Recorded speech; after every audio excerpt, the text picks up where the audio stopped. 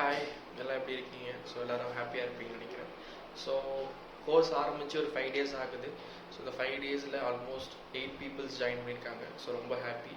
நான் ஏன் ஹாப்பியாக இருக்கேன்னா அவங்க ஜாயின் பண்ணனால ஹாப்பியாக இல்லை. ஸோ என்கிட்ட ஜாயின் பண்ணதுக்கப்புறம் அவங்க ஒரு குட்டாக ஃபீல் பண்ணியிருப்பாங்க. பிகாஸ் இதுக்கு மேலே அவங்களால ஓனாக ட்ரேட் பண்ண முடியும் with proper knowledge and strategies with money management risk மேனேஜோட ப்ராப்பராக ட்ரேட் பண்ணி சேஃபாக அவங்க இனிமேல் ட்ரேட் பண்ணுவாங்க எனக்கு நம்பிக்கை இருக்குது. ஸோ அதுதான் அவங்களும் சொல்லியிருக்காங்க. ஸோ நிறைய பேர் கேட்டிங்க, இந்த கோர்ஸ் வாங்கினா எனக்கு ஹெல்ப்ஃபுல்லாக இருக்குமா, அந்த மாதிரி நிறைய பேர் கேட்டிங்க. ஸோ இந்த கோர்ஸில் என்ன நான் சொல்லித்தர போகிறேன் அப்படிங்கிறத நான் எக்ஸ்பிளைன் பண்ணிடுறேன். அப்புறம் நீங்கள் ஹெல்ப்ஃபுல்லாக இருக்கா அப்படி இல்லையாங்கிறத நீங்களே முடிவு பண்ணிக்கோங்க. ஸோ நான் ஆல்ரெடி ஒரு வீடியோ போட்டிருக்கேன், அதை பார்த்துட்டு வாங்க, அப்போ தான் அது உங்களுக்கு கொஞ்சம் புரியும். ஸோ இந்த கோர்ஸில் என்ன சொல்ல போகிறோம் அப்படின்னா, யார் ஜெயிக்க போகிறா அப்படிங்கிறத நம்ம எப்படி கண்டுபிடிக்க போகிறோம், அது ஃபஸ்ட்டு கண்டுபிடிக்கிறோம். டீம் கண்டுபிடிச்சதுக்கப்புறம் நம்ம எந்த இடத்துல என்ட்ரி போகணும், எத்தனை என்ட்ரி ஒரு மேட்சுக்கு போகணும், எவ்வளோ இன்வெஸ்ட் பண்ணணும் அப்படிங்கிறது நான் கிளியராக எக்ஸ்பிளைன் பண்ணிவிடுவேன். ஸோ ஒவ்வொரு மேட்ச்சுக்கும் என்ட்ரி பாயிண்ட்ஸ் மாறும். அந்த என்ட்ரி பாயிண்ட்ஸ் நம்ம எப்படி கண்டுபிடிச்சி இப்போ கரெக்டான இடத்துல எப்படி என்ட்ரி போகணும் அப்படிங்கிறத எக்ஸாக்டாக சொல்லிவிடுவேன். ஸோ இதை தாண்டி எப்படி ப்ராஃபிட் பண்ணணும், ஒரு என்ட்ரி போகிறோம், ஃபஸ்ட் என்ட்ரி போகிறோம்னா எந்த இதில் புக் செட் பண்ணணும், செகண்ட் என்ட்ரி போகிறோம் அப்படின்னா எந்த இதில் புக் செட் பண்ணணும், தேர்ட் என்ட்ரி போகிறோம்னா எப்படி எக்ஸிட் ஆகி சேஃபாக வெளியே வரணும், எந்த ஆர்ட்ஸில் வெளியே வரணும், இது எல்லாமே உங்களுக்கு நான் கிளியர் கட்டாக எக்ஸ்பிளைன் பண்ணிவிடுவேன். ஸோ இதெல்லாம் தாண்டி மணி மேனேஜ்மெண்ட்டில் ஒரு மேட்ச்க்கு எவ்வளோ யூனிட் இன்வெஸ்ட் பண்ண போகிறீங்க, பேக்கப் எவ்வளோ யூனிட் வச்சிருக்கணும், இது எல்லாமே நான் கிளியராக எக்ஸ்பிளைன் பண்ணுவேன். தென் அதை தாண்டி ரிஸ்க் மேனேஜ்மெண்ட்டில் எப்படி நம்ம என்ட்ரி போனோம்னா எப்படி நம்ம சேஃபாக ட்ரேட் பண்ணணும், எங்கே புக் செட் பண்ணணும், எங்கே எக்ஸிட் ஆகணும், இது எல்லாமே நான் ரிஸ்க் மேனேஜ்மெண்ட் சொல்லிவிடுவேன். இதை தாண்டி செல்ஃப் கண்ட்ரோல்ஸில் நம்ம ஓவர் ட்ரேட்லேருந்து நம்ம எதில் லாஸ் பண்ணுவோம், எப்படிலாம் லாஸ் பண்ணுவோம், மைண்ட் கண்ட்ரோல் என்னென்னா தப்பு பண்ணுவோம், இது எல்லாத்தையும் பண்ணக்கூடாது, எப்படி பண்ணக்கூடாதுங்கிறது நான் கிளியராக உங்களுக்கு எக்ஸ்பிளைன் பண்ணிடுவேன். ஸோ இது எல்லாம் சேர்த்து தான் ஒரு கோர்ஸாக நான் ஃபாலோ பண்ணியிருக்கேன். ஸோ இந்த கோர்ஸ்க்கு நான் சார்ஜ் பண்ணுறது, ஸோ இந்த கோர்ஸ்க்கு நான் வந்து 10,000 கிட்ட சார்ஜ் பண்ணலான்னு நான் பிளான் பண்ணியிருந்தேன். பட் நம்மளோட குரூப்பில் எல்லாமே பிகினர்ஸ் இருக்கிறதுனால எல்லாருக்கும் இது அப்ளிகபிளாக ஒரு சார்ஜஸ் இருந்தால், ஒரு கம்ஃபர்டபுளான சார்ஜஸ் இருந்தால் மட்டும்தான் எல்லாராலையும் கற்றுக்க முடியுங்கிற ஒரே தாட்னால தான் நான் இந்த கோர்ஸ்க்கு 5,000 rupees இப்போ கரண்ட்டாக ஒரு ஆஃபர் ப்ரைஸில் நான் சார்ஜ் பண்ணேன். ஸோ இந்த 5,000 rupees நிறைய பேர் கேட்பாங்க, நிறைய பேர் ஒரு 100 வச்சு, ஒரு 200 வச்சு, 500 வச்சு ட்ரேட் பண்ணுறீங்களா அந்த குரூப்பில் இருக்காங்க. ஸோ அவங்களால 5,000 கண்டிப்பாக கட்ட முடியாதுன்னு எனக்கு தெரியும். பட் நான் ஒன்று சொல்லுவேன், நிறைய பேர் என்கிட்ட கேட்டாங்க அமௌண்ட் கம்மி பண்ணி கொடுங்க அப்படின்ட்டு. என்னால் முடிஞ்ச அமௌண்ட்டை கம்மி பண்ணி கொடுத்து அவங்களால என்கிட்ட கோர்ஸ் வாங்கி பண்ணியிருக்காங்க. பட் 5,000 நான் சொல்கிறேன் அப்படின்னா அதுவே ரொம்ப கம்மி.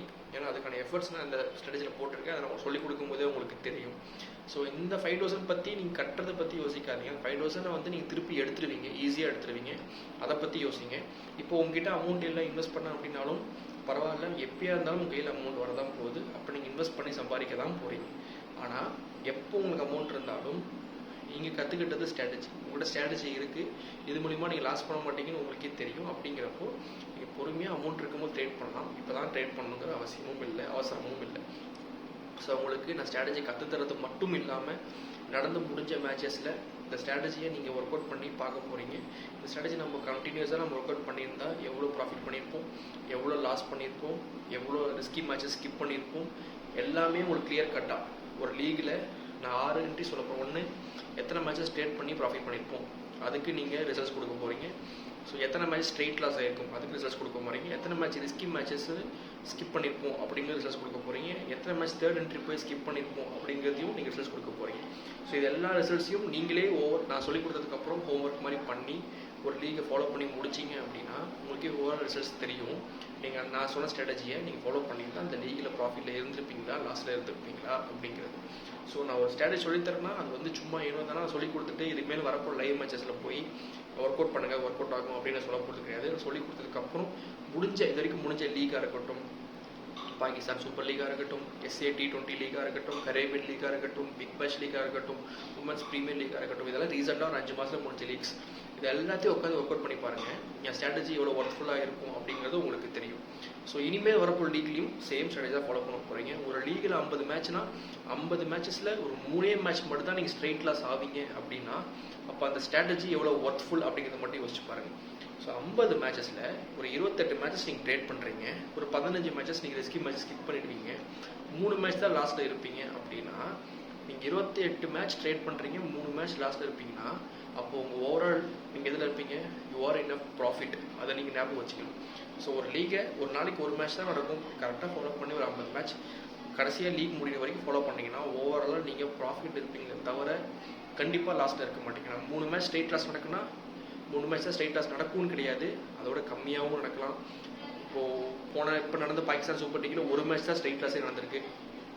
ஐபிஎல்லே ஒரு மேட்ச் தான், 72 மேட்சஸ் 74 மேட்சஸ் இந்த ஐபிஎல் நடந்தது, அதில் ஒரு மேட்ச் மட்டும் தான் ஸ்ட்ரெயிட் லாஸ். என் ஸ்ட்ராட்டஜி ஃபாலோ பண்ணியிருந்தீங்கன்னா ஸோ இந்த மாதிரி ஒரு லீக்குக்கே ஒரு ஸ்ட்ரெயிட் லாஸாக நடக்குது. நான் எதுக்கும் சேஃப்டிக்கு 3 இல்லை 5 சொல்லியிருந்தேன்.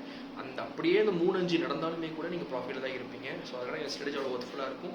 ஸோ சீக்கிரமாக இன்னொரு 3 டேஸில் கோர்ஸ் முடியும் போது இந்த ஆஃபர் ப்ரைஸ் 5,000. ஸோ நிறைய பேர் கேட்டிருக்கனால இன்னும் ஒரு 4 days எக்ஸ்டெண்ட் பண்ணி இன்னொரு 1 week எக்ஸ்டெண்ட் பண்ண போகிறேன். ஸோ இந்த 1 weekக்குள்ளே பை பண்ணுற எல்லாத்துக்கும் ஜஸ்ட் 5,000 rupees தான். அதுக்கு மேலே போயிடுச்சு அப்படின்னா 10,000 rupees தான் சார்ஜ் பண்ணி ஆகணும். பிகாஸ் ஒரு ஆஃபர் ப்ரைஸ் கொடுக்கும்போது சீக்கிரமாக அந்த ஆஃபர் ப்ரைஸை கிராப் பண்ணிக்கோங்க. ஸோ கண்டிப்பாக இந்த ஸ்ட்ராட்டஜி ஒர்த்ஃபுல்லாக இருக்கும், அதுக்கு நான் கேரண்டி தருவேன். நான் சொல்லிக் கொடுக்குறது மட்டும் இல்லாமல் சொல்லிக் கொடுத்ததுக்கப்புறம் நீங்கள் ஸ்ட்ராட்டஜி ஒர்க் அவுட் பண்ணி பார்க்கும்போது உங்களுக்கு அந்த ஃபீல் தெரியும். ஸோ இது மட்டும் இல்லாமல் யாரெல்லாம் என்கிட்ட கோர்ஸ் வாங்கினீங்களோ அவங்க எல்லாமே ஒரு குரூப்பில் என்னோட குரூப்பில் ஒரு அண்டரில் இருப்பீங்க. ஸோ அந்த குரூப்பில் உங்களுக்கு எப்போ டவுட்னாலும் நீங்கள் எந்த கிராஃபில் டவுட்னாலும் நீங்கள் ஷேர் பண்ணலாம். என் ஸ்ட்ராட்டஜி அப்படி நான் எக்ஸ்பிளைன் பண்ணுவேன். அந்த குரூப்பில் ஆடி கற்றுக்கிட்டீங்களும் உங்களுக்கு எக்ஸ்பிளைன் பண்ணுவாங்க. இது மட்டும் இல்லாமல் முக்கியமான விஷயம் என்னென்னா, நான் இனிமேல் எப்போ எந்த மேட்சஸ் ட்ரேட் பண்ணாலும் அந்த குரூப்பில் என்கிட்ட கோர்ஸ் வாங்கினீங்க எல்லாருக்குமே நான் என்ட்ரி அந்த இடத்துல போடுவேன். ஸோ நான் எப்போ என்ட்ரி எடுத்தாலும் அந்த குரூப்பில் ஷேர் பண்ணுவேன். நான் எப்போ புக்ஸ் பண்ணலாமல் அந்த குரூப்பில் ஷேர் பண்ணுவேன். நான் எந்தெந்த மேட்ச்சில் ரிஸ்கி மேட்ச் ஸ்கிப் பண்ணுறோம் அது எல்லாமே ஷேர் பண்ணுவேன்.